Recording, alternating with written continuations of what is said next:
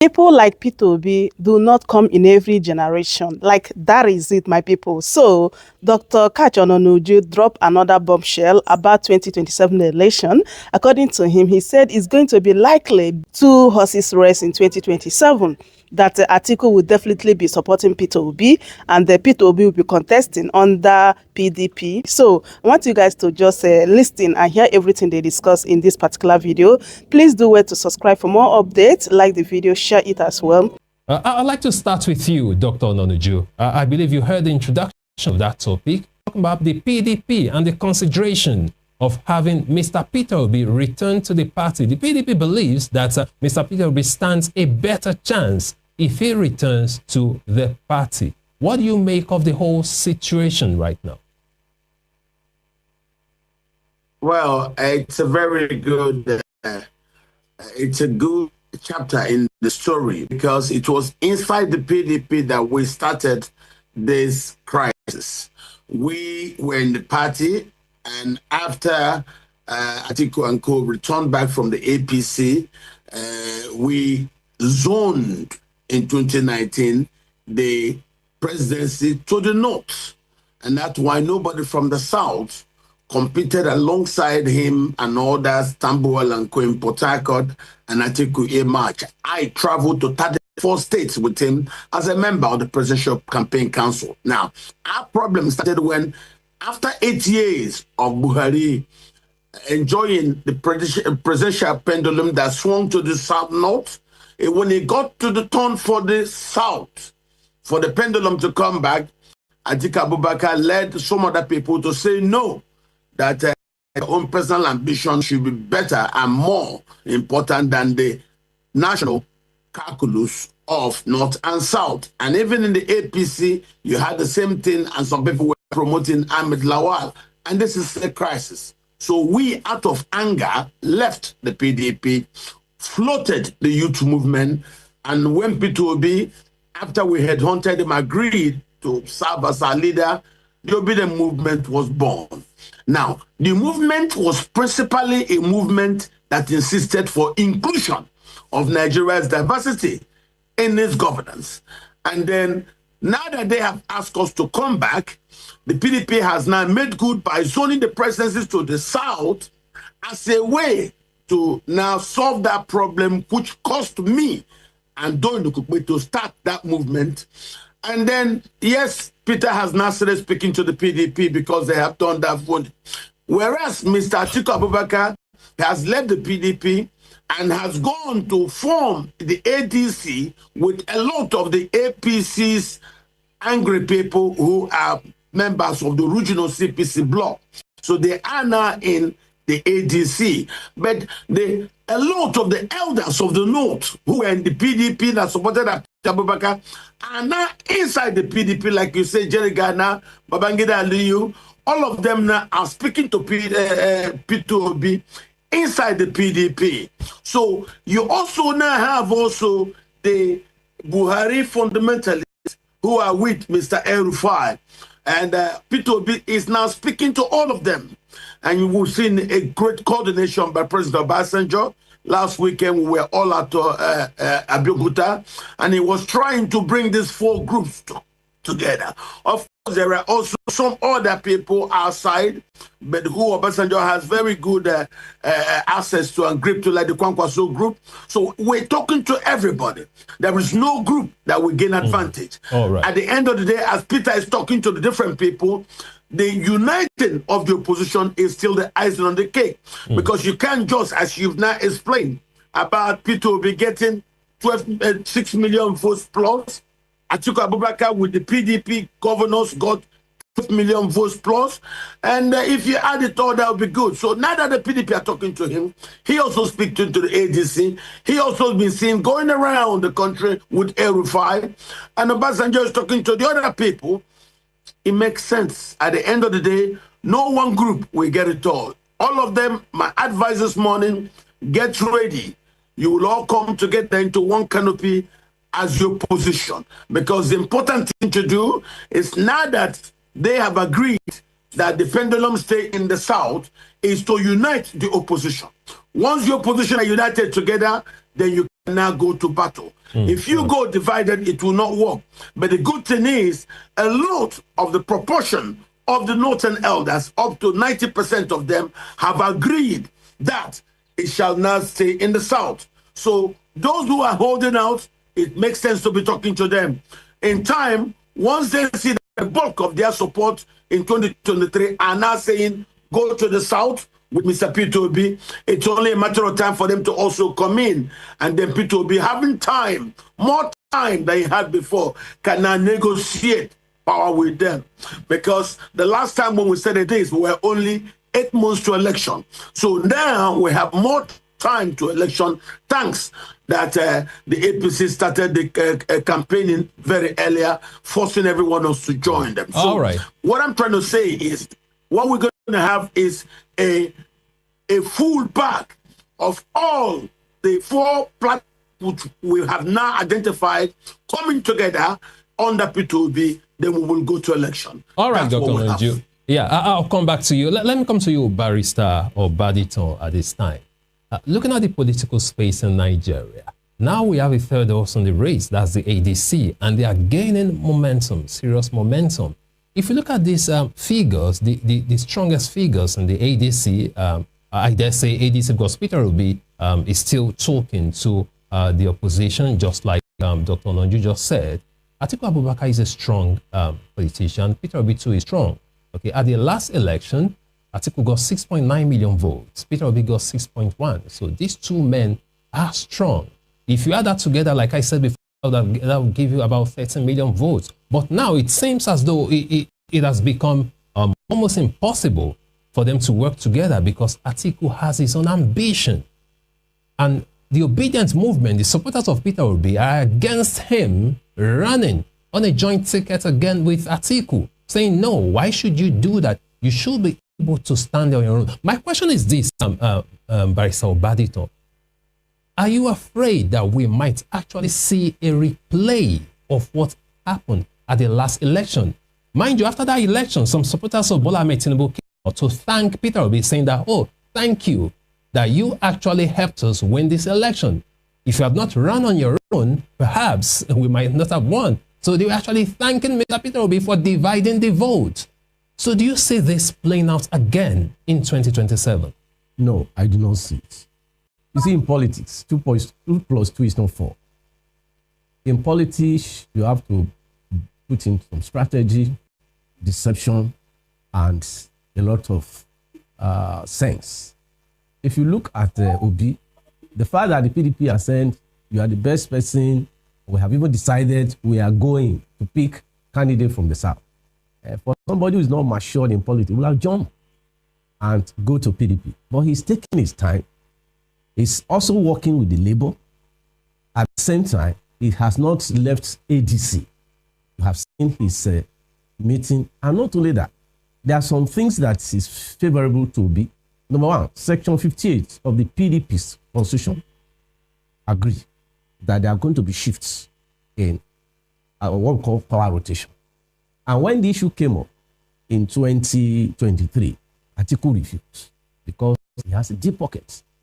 And as a result, you can see where it landed. But this time around, I think the PDP realized at a point in time that they even said PDP is there. We're approaching one-party system. And there's nothing. Then all of a sudden, this come from the blue. And you can see what the first person you interviewed said, that they call them aspire, frustrated politicians. If they were people of no substance, if it is I and you, they would have ignored because they know nobody knows us.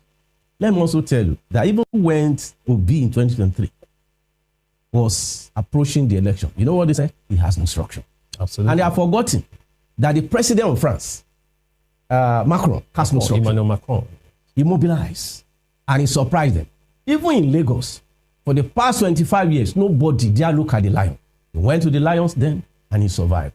So, in summary, the election of 2027 is not going to be like that. They are likely to be a coalition within coalition. What do I mean? The PDP who have realized their mistake, they are likely to expel some individuals who are more of a stumbling block. Then they will have to realize that no tree makes forest. Now the person who had given them headache, Atiku, has left. The news we heard of that, Atiku was behind the, maybe the revival of ADC. It's likely not to agree because as at that time, he was going to be about 80 years old. He see this as his last chance. So if Obi cleverly handle him, by the time he'll be moving to a area or platform is going to contest, he's likely to take some large portion from ADC, who share the philosophy that power ought to be retained. Even constitutionally, if you look at section 14, it talks about that in the process of power division, it should not be concentrated in a particular place. The same thing in section 16 talking about the economy. It will be evenly distributed. So if in line with the constitution of both the PDP, the ADC, are now saying, though, this thing should rotate, and Atiku Abubakar relying on money, or perhaps maybe he felt this is my last chance, Obi will be my running mate, and people are now saying, even for equity purpose, since the Civil War is now about 55 years that he has ended in 1970. Nobody from the East has tasted that power. And if there is anybody so close to it, it's Obi. So, number one, there are going to be a lot of advantage on the side of Obi in any platform he goes. You are making mention that the APC were thanking the PDP. Then, the situation was not as this. Number one, we were given that there is a doctor in town. And that doctor is the one that handled the patients in Lagos. And he has done a lot. He has turned the places and is the one Nigeria needed. And then he came on board. How far? Is Nigeria still sick? How's the economy? How's the political situation? How's the security? So most of the people who voted for APC, I'll have to have a rethink. Do we continue with the situation today? Yesterday, the American representatives were saying that the way the Nigerian politicians handle the resources was not palatable.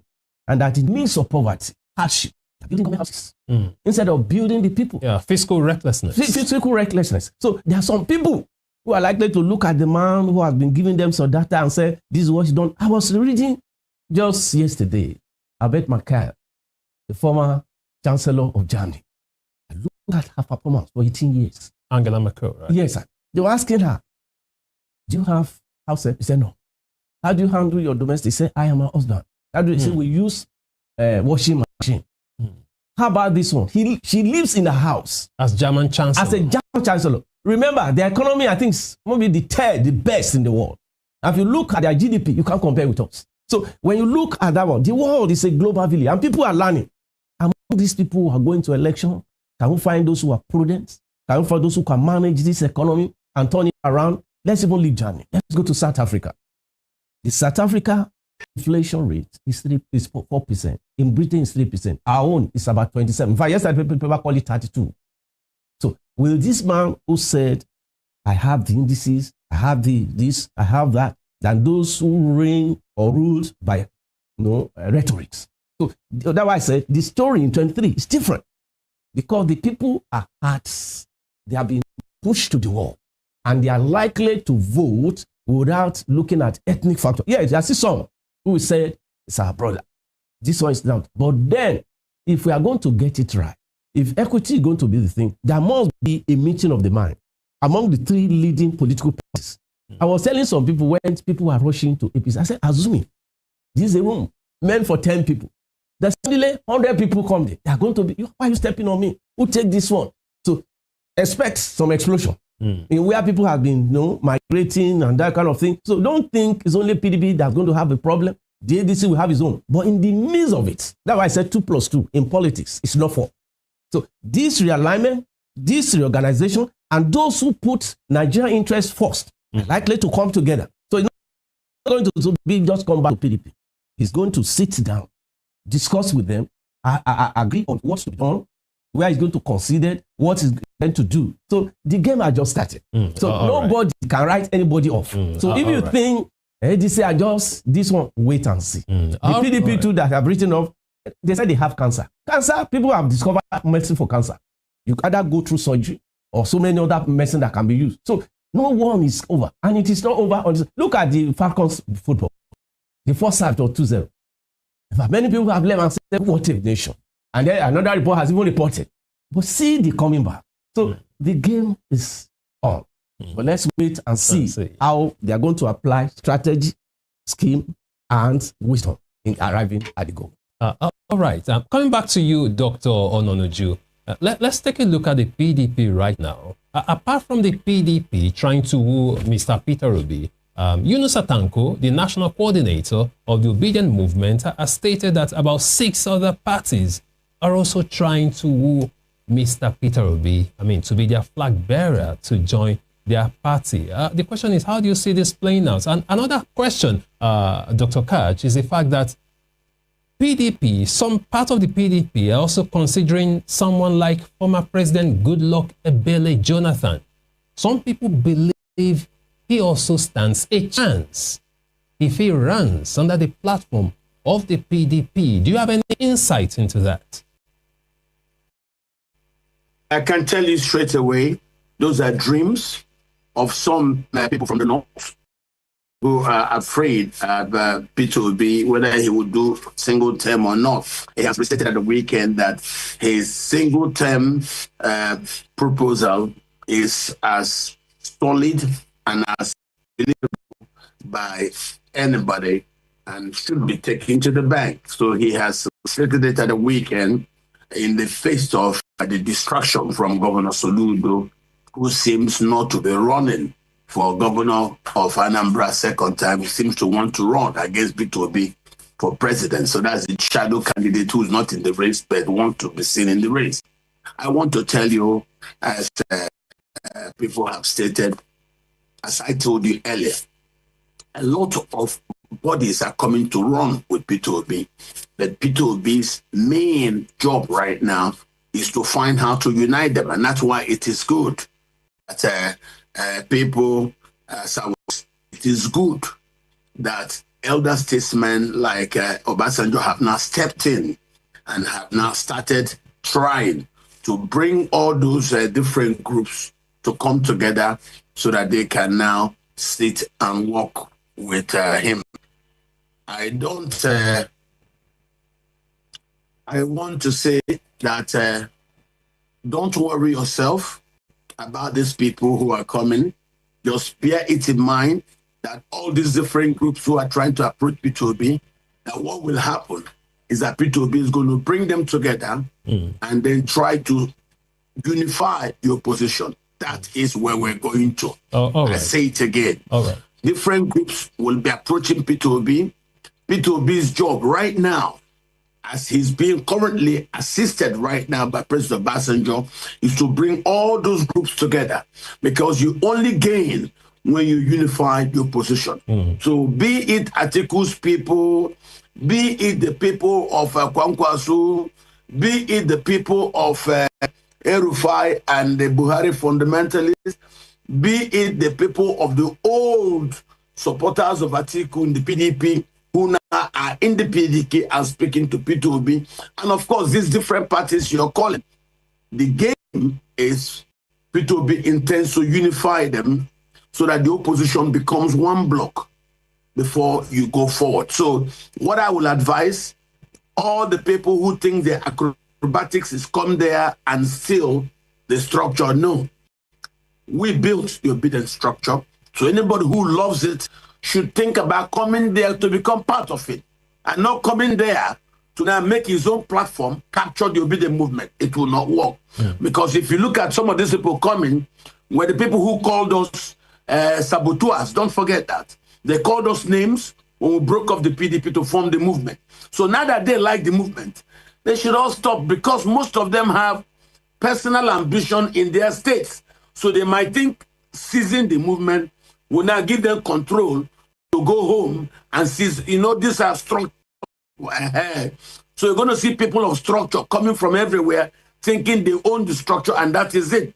Just like you saw Atiku Abubakar and a member of the CPC who now got the ADC, thinking that will be a structure which they will now use to pocket Peter Obi. It will not work. Let everybody go home and start thinking of how to accommodate the other people. We intend to build a unified opposition. That is the way forward. All right. Whoever the group is, yes. Dr. Ononujo, you also raised the fact, you reiterated that fact that Peter Obi saying he will spend a single term in office. I'd like to take you up on that. A lot of political observers and analysts have said, why would Mr. Peter Obi even consider a single term in office? Why is he limiting himself to that? And here's the point. When Goodluck Jonathan left office, when Buhari came in, Buhari never pledged to spend a single term. He still had his 8 years. So Goodluck, the South never finished their 8 years back then, before Buhari came and did 8 years. So why is Mr. Peter Obi now pledging to serve a single term? Why is he taking it upon himself to make that promise? Do you see it as a sign of desperation? No. When Nelson Mandela said he would do a single term, he had a mind of what he wanted to achieve as president. And he believed a single term was enough for him to achieve it. That single term he came there, he embedded peace. He made sure that nobody will come to the presidency like Buhari came and will start pursuing revenge. So Mandela laid that groundwork of don't pursue revenge. Because once you start pursuing revenge, like Buhari did, you end up destroying your country and damaging your presidency. Nobody ever gets to the presidency to start doing like Buhari, pursuing revenge. Secondly, when Buhari was coming in, he said he would do a single term. That was what he told Atiku and Co. They believed him. But once he got in, he started preparing for multiple term, and that was when Atiku now left the APC and came back to the PDP. So, but for you to understand, presidents like Abraham Lincoln and other people did a single term. If you have your vision for what you want to achieve for your country, and you think you can achieve that in a single term, you can come in and achieve it and then go, and your legacy will remain with you. That has happened in the United States. We've seen it. It has happened in South Africa. We have seen it. Great men don't use 10 years to do what they want to do. They come in and in a single term achieve that thing that will define their legacy. I think that's where it is. That's where we should see it in Peter. People like Peter Obi don't come in every generation. He has come now, and we are all clamping to go use him to fix our country. If he says what he wants to achieve for the country, he can do it in a single term. I believe him.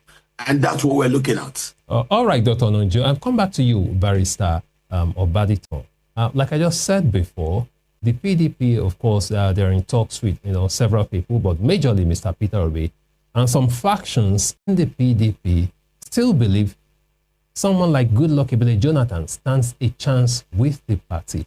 What's your own impression on that? Saying, look at Goodluck Jonathan's, antecedents while he was in office. He was quite a peace-loving man and all that. Do you see him at this point listening to those Northerners and saying, oh, this might just be the right time for me to come back?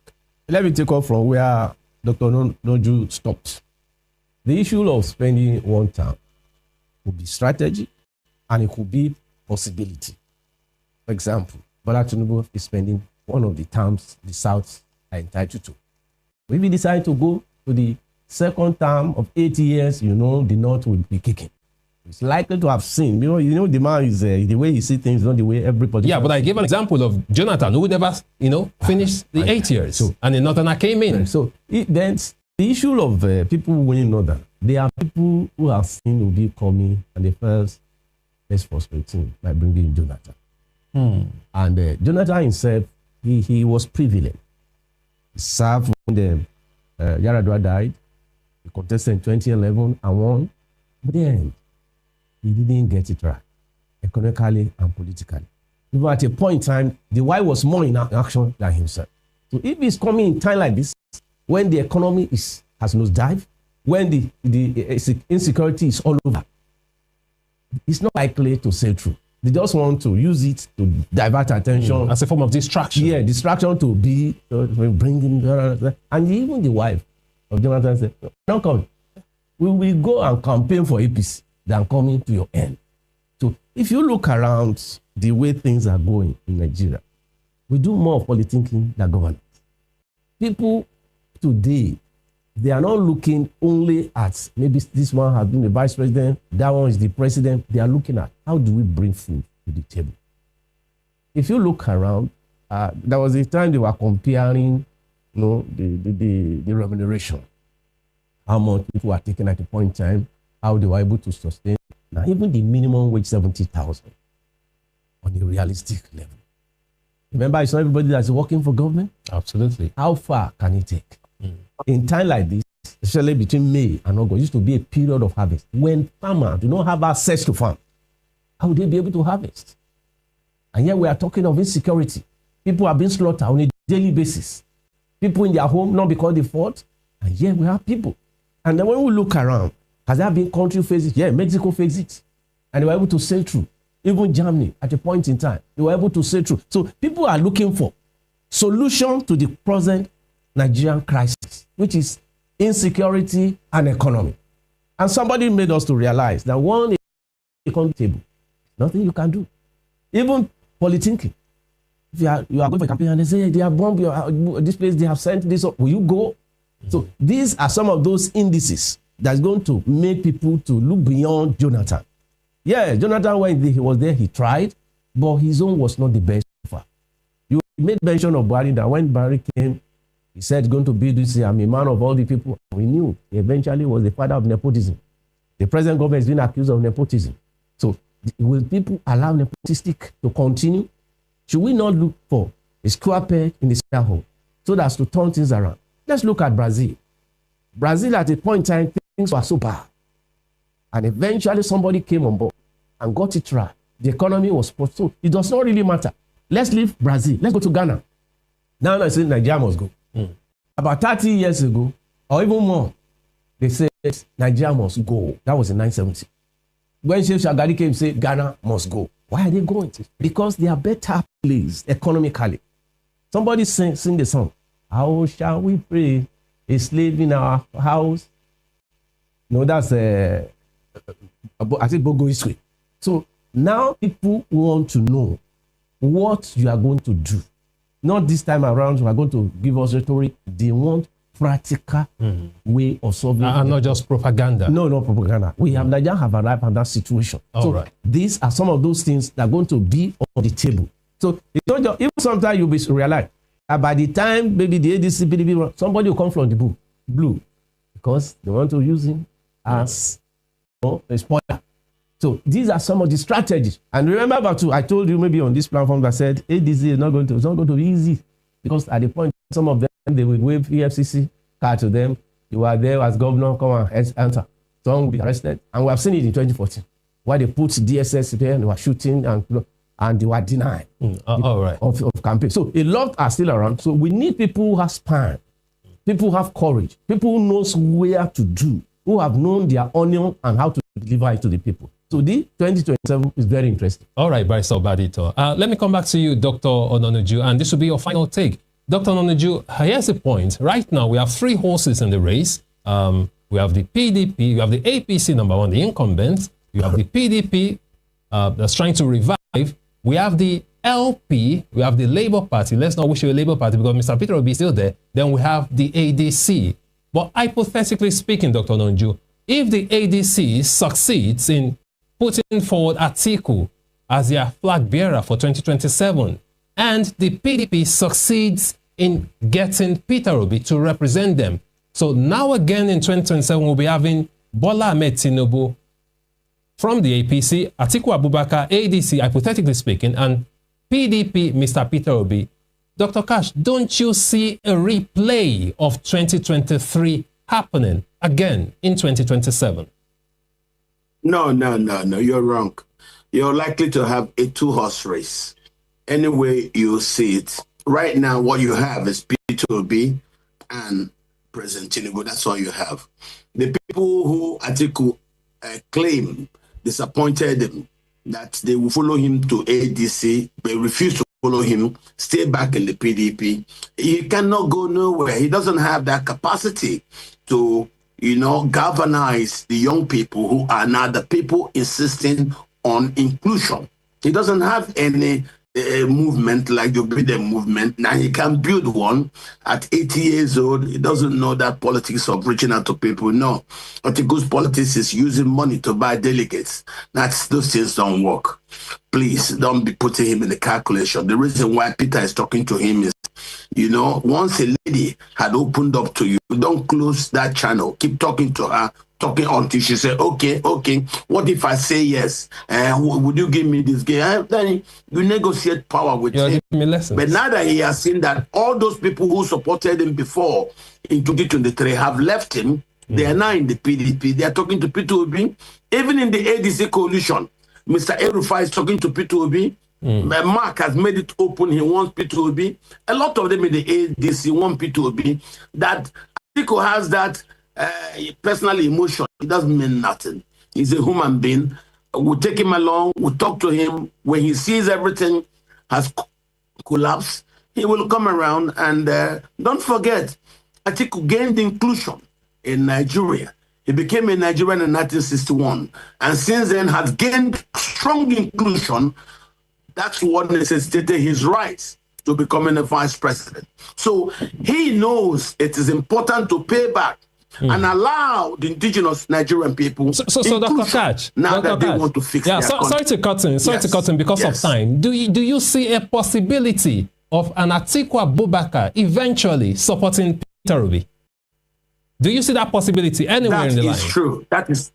Yes, I see the possibility clear, and that's why I support the game Peter Obi is playing, talking to all the groups. He's not closing any door. He's talking to them, speaking to them, but not committing. The only people, the real reason why we left the PDP as the youth movement was because they refused to zone. Now that the PDP has zoned, Peter is talking to them.